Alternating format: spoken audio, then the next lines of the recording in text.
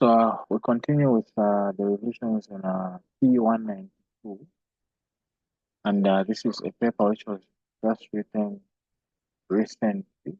This was on the 7th of November. It was for the guys who are doing distance, I guess, and it's containing three questions. So let's start with question one.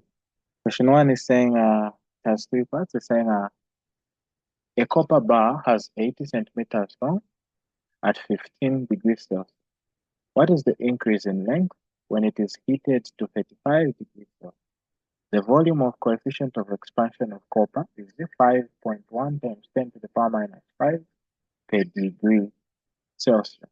So, uh, if we look carefully into this question, we're going to understand that this is linear expansion, but they've given us a coefficient of volume expansion. And I explained in class to say, if you want to give the relationship between the volume expansion coefficient and the coefficient of linear expansion, you can say beta is actually equal to 3 alpha, of which alpha is the coefficient of linear expansion, or beta is the coefficient of volume expansion. So for us to get alpha from the coefficient that we've been given, that means we say alpha is equal to 3 over, or rather beta divided by 3. Beta here divided by 3.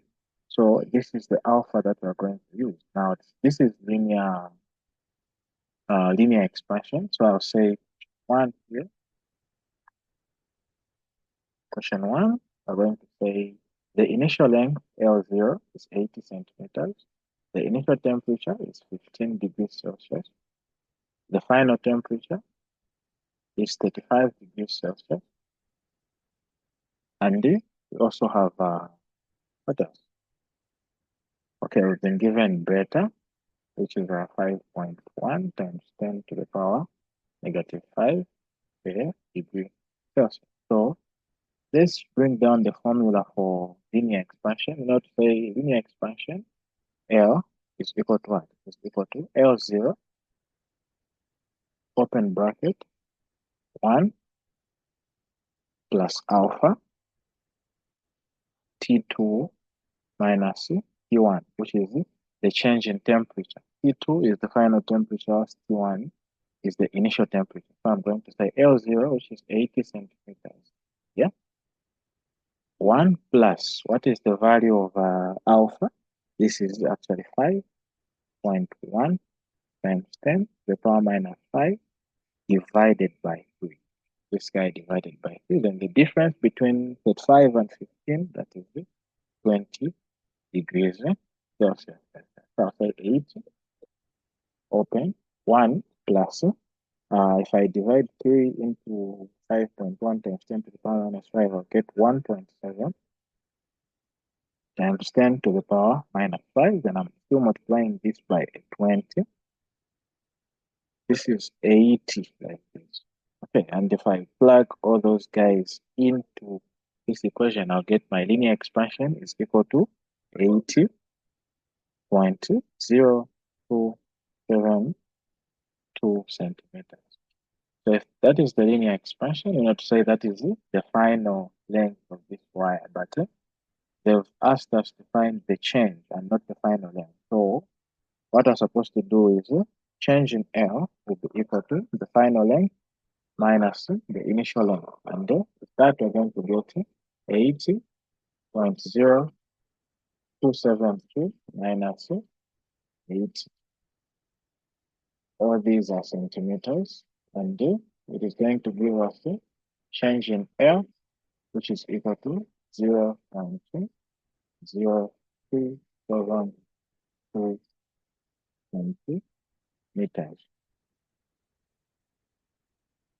And that is our change in L, 0.0272 centimeters as our change in L. Okay, so question B. Question B is saying study the phase diagram of pure water below. And part A is saying state the process taking place due to the change of state by the R's, B, and D. State the process taking place due to the change of state by R's, B, and D. So the R's, B, and D are both pointing to the left here.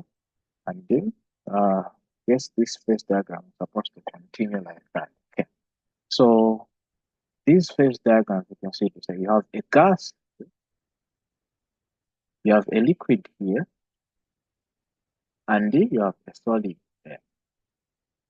So process D is actually changing this gas to a liquid. And then what process is taking place there? It is a condensation. So here we are condensing. Whilst process B is changing this liquid into a solid. So what is happening? We are freezing. And so we are freezing or solidifying. I don't know. Cooling. It's just one and the same thing. So that is part one. We are freezing and condensing. D condensing. Also B, we are freezing. Part two is saying state the type of heat due to change of phase by arrows A and C. So A and C are both pointing to the right. So what type of heat do we have when heat remains constant for some time whilst changing from a solid to a liquid? I already explained this when we were talking about phase diagrams. And I explained to say when you're changing a solid to a liquid, the that time when the temperature is constant, there's no change in temperature because all the thermal energy is being absorbed. We call it latent heat of fusion. So we have latent heat of fusion on air.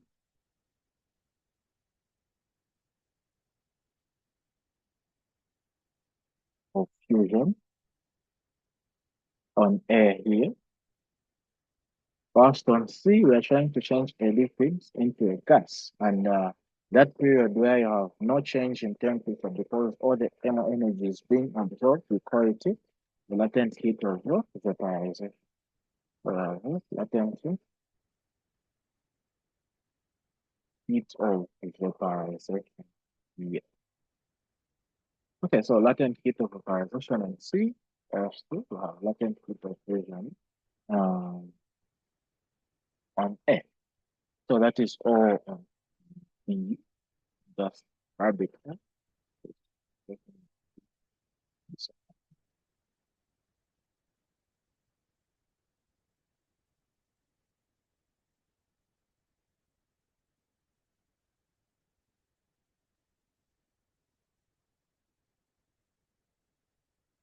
The last part, which is part C, is saying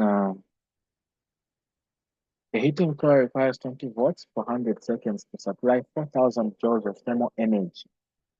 If this energy is sufficient to boil our 20 grams of liquid nitrogen, it's boiling, right? What is the current rating for the heating coil? What is the current rating for the heating coil? So here, you can use the formula for finding energy, which is to say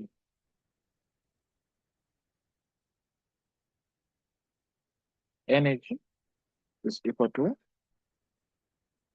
voltage multiplied by current, which is I, multiplied by T, which is the time. And we've been given to say the voltage is 20 volts. We've been given the time of 100 seconds. And we've also been given the energy of 4,000. Like this. So we want to find the current. Let's just make current subject to the formula in that question there, or in that equation here, so that we calculate directly. This can actually save your time in case of an exam. Instead of you starting to find the power, then you use power is equal to IV. That can be a bit involving, but this is actually direct point. So I'll divide both sides by VT, then this side by VT, then I'll have my current. equal to energy over voltage multiplied by time. So the current will be equal to 4,000 here over the voltage, which is 20, multiplied by the time, which is 100 seconds. And then you get our current, which is equal to 1. Current will be equal to 4,000 divided by 2,000, like this. So the current will be 2 amps. This guy will give us a 2. So the current rating for this guy will be 2 amps, like that.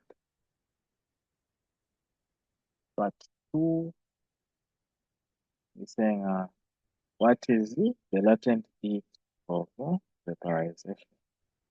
What is the latent heat of vaporization? So here we use the formula for latent heat of vaporization direct. Say thermal energy Q will be equal to mass divided by the latent, like that there. And this guy is actually equal to E. So what are we going to say?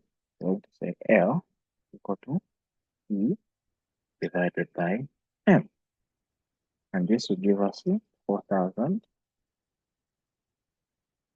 divided by the mass, which is 20 grams, like that.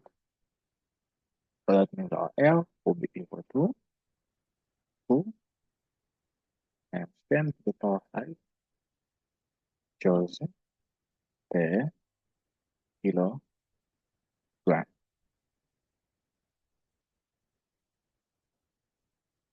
Okay, so that is all for this question.